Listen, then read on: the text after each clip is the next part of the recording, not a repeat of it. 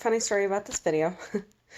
I already recorded this video. I had it completely done, edited, perfect. You guys, perfect. I swear. And I had a cute little background, and I had everything all done. And then my phone decided it was going to die, and it didn't save the video. So now I gotta re-record it. So hopefully that means that this one's gonna turn out better, not worse. Anyway, this week's video is actually about my story of how I got my ostomy. It was an emergency. So I have it written down, and I might pause a bit. I have really crappy memory, so sometimes I just have to focus for a bit. So bear with me. It's also a long video, so I'm sorry. Alright, so let's go back all the way to January, February 2019.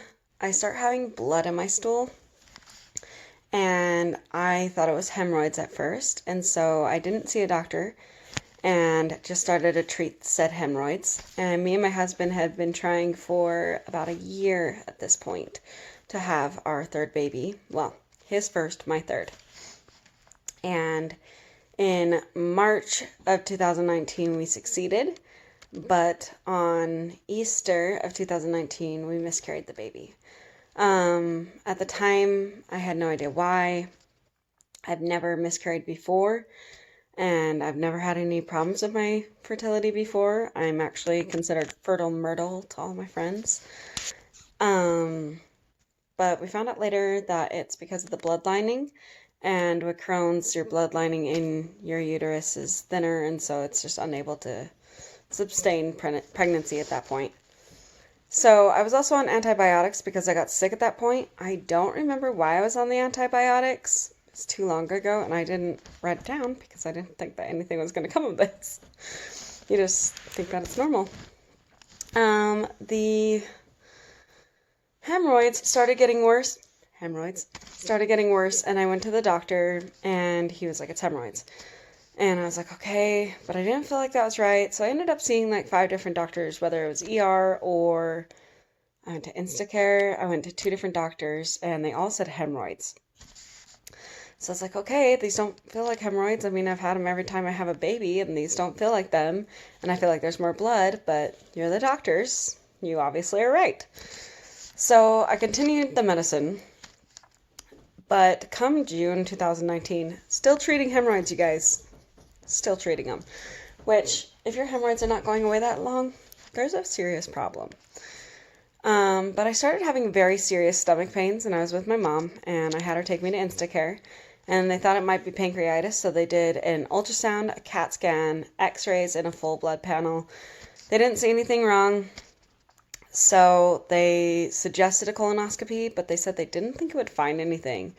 So I decided not to do it because I was uninsured at the time, so it would cost me $10,000. So I decided no.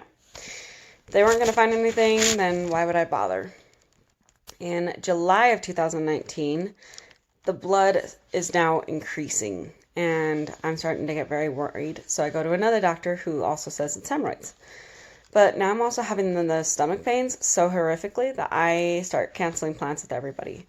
I didn't want to go anywhere. I didn't want to do anything. Even homeschooling my kid was done on the couch because I couldn't sit up straight. By November of 2019, still treating hemorrhoids. I text my best friend and I say that I can't stand up without wanting to pass out, and I'm having headaches so bad that I can't even have the light on. I am laying in my bed half the time.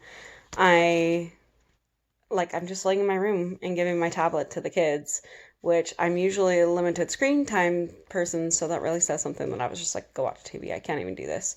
And my son is maybe 1.5 at this point. My daughter's 8. So my son would just lay in bed with me and watch TV on my laptop and just kind of talk to me, which totally helps me feel like a great mom. Not. I felt like the worst mom, the worst friend for canceling, and I just felt like I was just failing at life. And at this point, I was just like, I hate everything. And I couldn't eat because eating made me feel sick, but not eating made me feel sick. So I was just in this awkward limbo of taking baby bites of stuff and I didn't want to eat anything. I was just like, bring me chicken noodle soup every night. That's all I wanted. And I hardly touched it. And I wasn't sleeping. I was maybe getting a few hours of sleep every single night. And then in November, at the end of November, I start passing out. And my husband, at this point, now has to supervise me taking baths and showers because once I get out, I had to lay on the floor for like 10 to 20 minutes to try and like recoup because I would see spots and I would just be in a dead sweat. Didn't matter if I took a cold shower, hot shower, whatever. If I drank water throughout my entire shower or bath, it didn't matter. I felt like passing out. And then I started to actually pass out. So we, at that time, had decided that we were moving up to Montana. We live in Utah. And in Montana, I don't have any friends or family. Well, I found out I do have family, but that's another story. But I didn't have anyone at that time up there. We were moving up there just by ourselves. We decided to not move because we needed my family while I was sick. And we thought that this was stress from moving. And so I was like, the stress of this is literally killing me. So we decided not to move. And in December of 2019, I was at Target with my friend, and she is very crunchy. So she is against going to the hospital unless you're like literally dying. And we were at Target for maybe 10 to 15 minutes, and I just laid down on my shopping cart, and I was just like, dude, I can't drive. Can you drive? And she was like, something's seriously wrong. You need to go to the hospital. So she watched my kids and dropped me off at the hospital, and the nurse there was like, hey, what's your symptoms? And she kind of rolled her eyes, and like, you could kind of tell that there was something up with her. And my mom came to the hospital, and we were sitting there talking, and I remember telling my mom that she thought I was faking it. And it wouldn't be the first time that they thought I was faking it with all these symptoms, just because it's like, you're dizzy, you want to pass out. They're all symptoms that you can't test, It's not like a broken arm that they can be like, oh, you're hurt. So, and I was complaining of pains that they can't see. And so I think they just thought that I wanted meds, which Utah is very known for, especially where I'm from. The town closest to me, which is actually 45 minutes away, but that's our closest town, is just known for drugs. And so, especially painkillers. And she left the room after they did my blood draw. I remember her coming back in and just looking at me and going, I'm sorry, you're really sick. And I kind of looked at her like, you didn't think I was.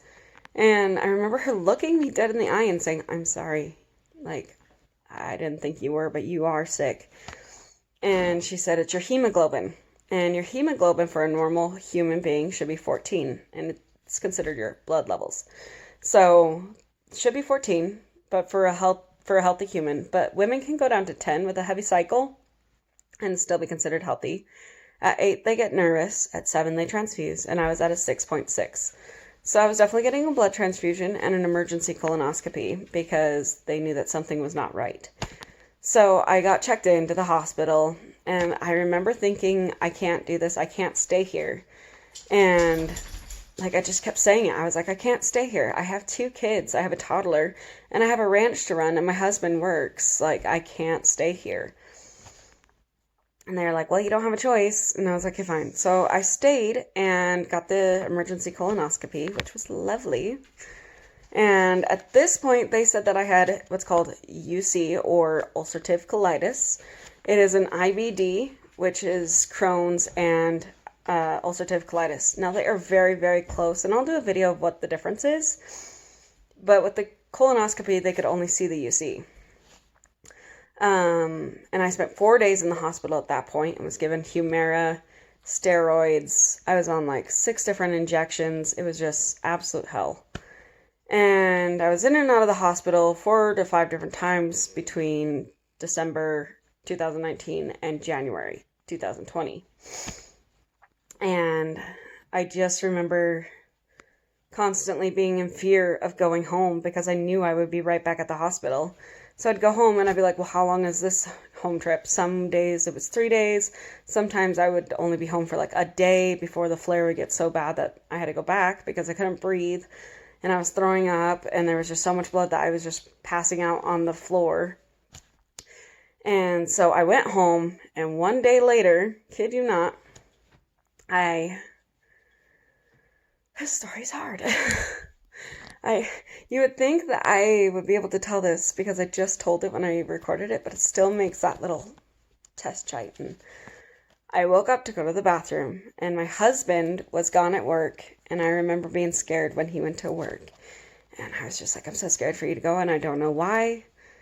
I know that I'm fine. I know that I have my phone. I have all my neighbors on call. I shouldn't be scared, but I was. And he left for work. Took a short run so that he would be back soon. And I woke up to go to the bathroom, and I stood up. And then when I woke up, I came to on the floor, which was very unusual because my other passing outs had been like me feeling dizzy, laying down on the ground, and then just gone for who knows how long. Unable to time it myself.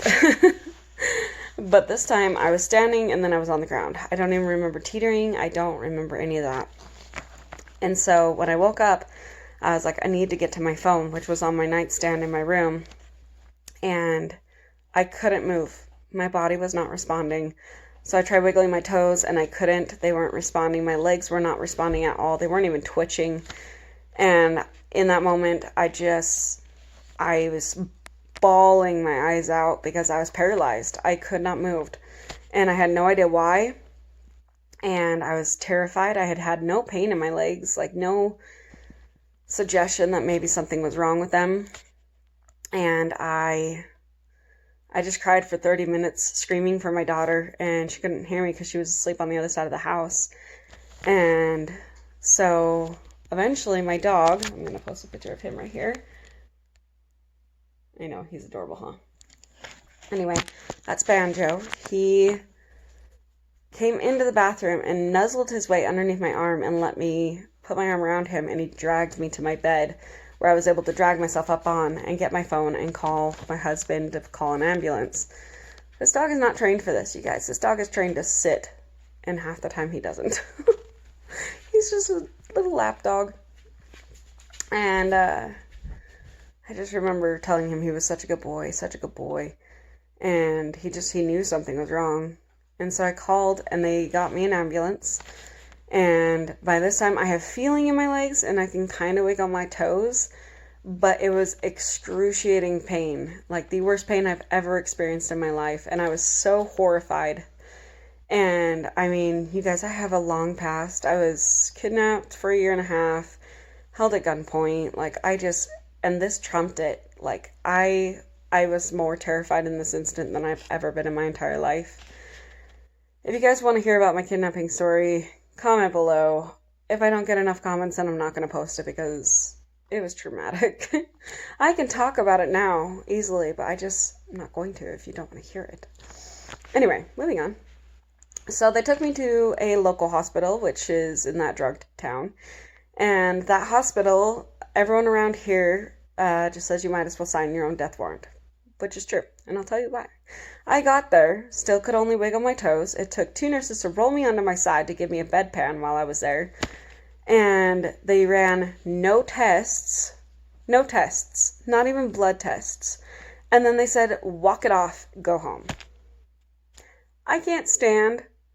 I can't move my legs at all, but I'm supposed to walk it off. Anyway, so my husband came back from work, took me home, and then he was like, no, we're going to the good hospital. Something's not right. So we went to the good hospital, and they did a bunch of tests and realized that I had clots that were clogging my arteries going down to my legs and up into my lungs, which was causing chest pains. And so they were like, we need to transfer you to another hospital that has clot specialists. And so I got transferred up to this hospital on the 4th, which was 5 days later. 4 days later. I got transferred up to LDS hospital, and they decided to, let me back up. At the good hospital, when I went to that, they put in a filter in my lungs. They put a little tube, let's see. Which side has it? This side, right here. That little scar right there. They put in a huge, almost looks like a PICC line, and it goes down into your lungs, and then they balloon it up and put a filter into your lungs. And so on the 4th, now 4 days later, since I've had this thing, which I'm supposed to keep for 2 weeks in my lungs to keep it from going into my lungs, blocking it, and me dying, they decided to take out all the clots in my legs, which was supposed to be a 2-hour surgery, turned into a 6-hour surgery because of how many clots there was. And they decided while they were in, they were just going to take it out, which is that second scar. And they took out the filter and said it was completely clogged up, that was that many clots inside of me. So they put me on a blood thinner at this point, and I thought I was dying. I was so scared.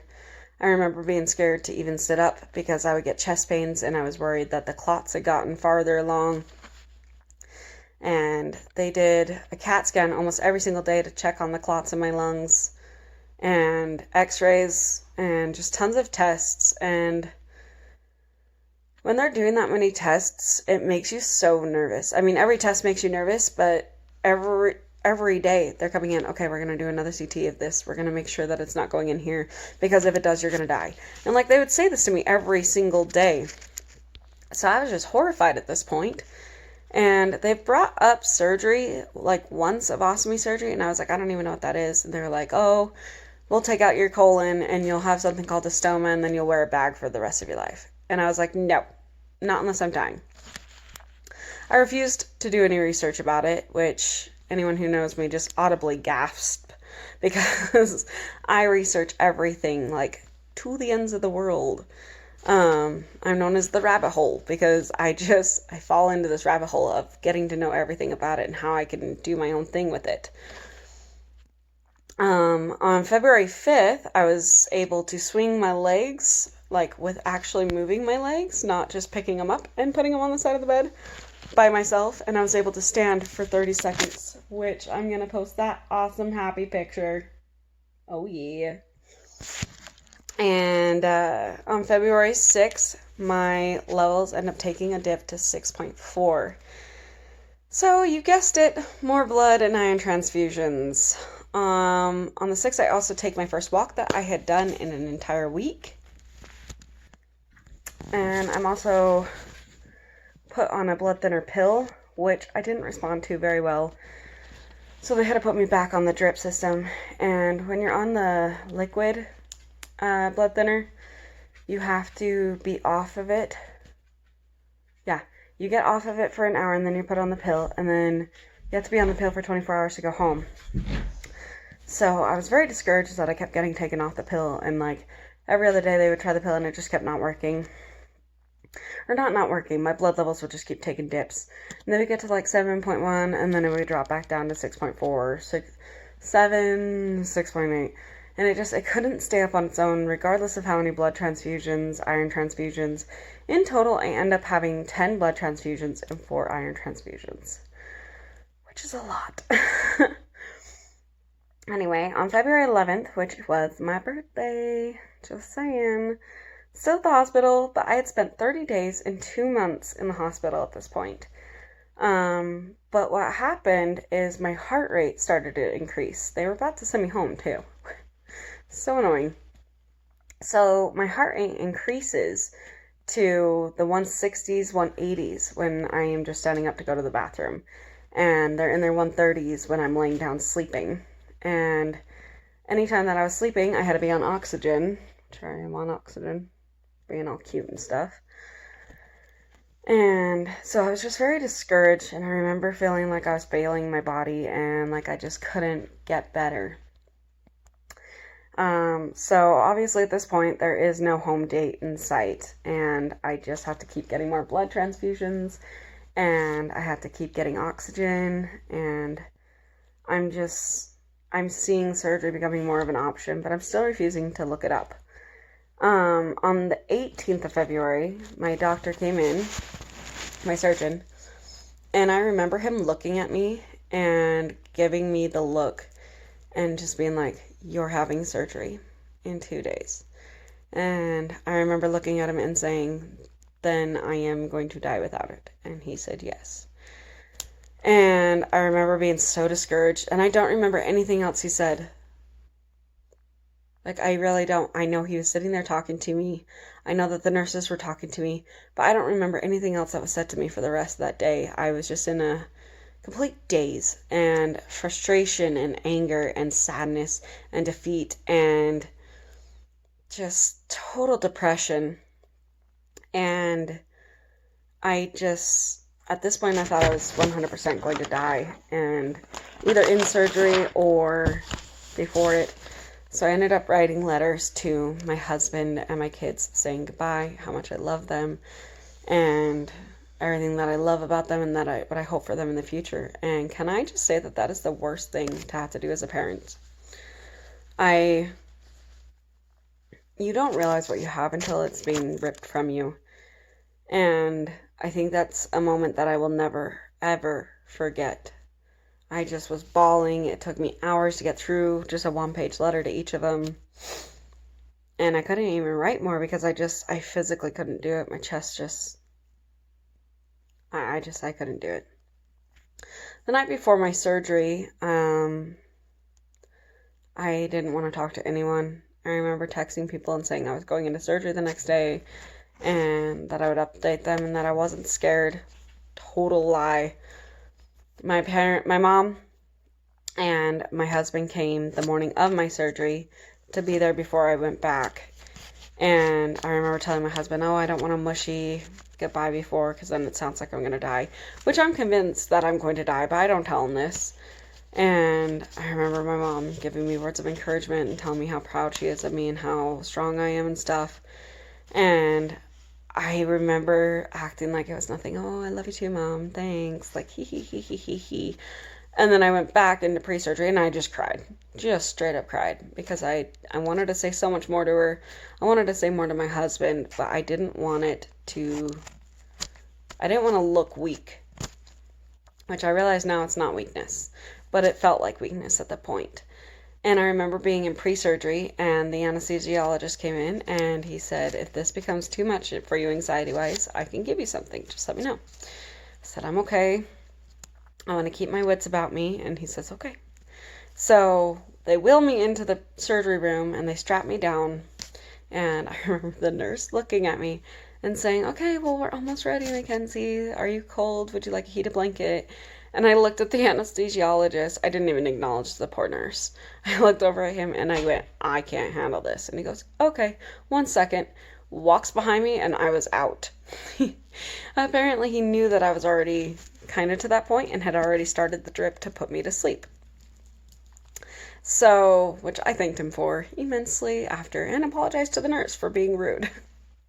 But I remember waking up out of surgery and just so sad and in so much pain and denial and fear and anger and defeated and failure and just all these horrible feelings.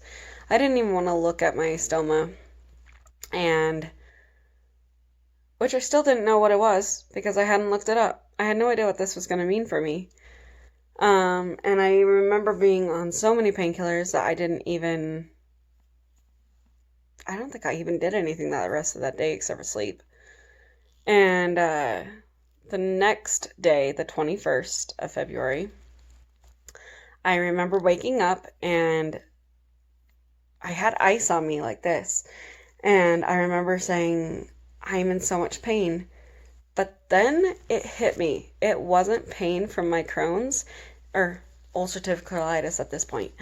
It was from just my stoma surgery. And I just started crying. I was so thrilled. And I even texted my mom that. And I just remember being so happy about the pain being gone from the Crohn's and having that really grateful moment. And I decided to name her Squishy. Sometimes he's a he. Sometimes it's a she. Who knows? But its name is Squishy. And I remember my surgeon coming in and saying that this was the 5th worst colon he has seen in his stays, and that he found out that it was actually Crohn's, not ulcerative colitis, once he had a better chance to look at it outside of my body. And it was just horrifying. On the 23rd, we found out that my blood levels were rising on their own for the first time in a year, it was rising on its own. They weren't giving me anything, and it was rising on its own. And I'm still in the blood thinners at this point. At this point, they decided to give me the pill again to have it try, and it succeeded. So I was able to have a home date of the 26th. But on the 25th at the hospital, I had a complete breakdown. I didn't want to talk to anyone. I kicked all the nurses and doctors out of my room. I didn't want to talk to anyone. I told the PT to shove it, that I didn't want to go for a walk. I just was absolutely miserable that day. And I remember I was watching YouTube videos on my phone, and I had found a YouTuber named Ostomy Diaries. I love her, you guys. She is my idol. She is... My friend said this one. She said, we have our own celebrities in the ostomy world, and she could not be more right. She is my celebrity.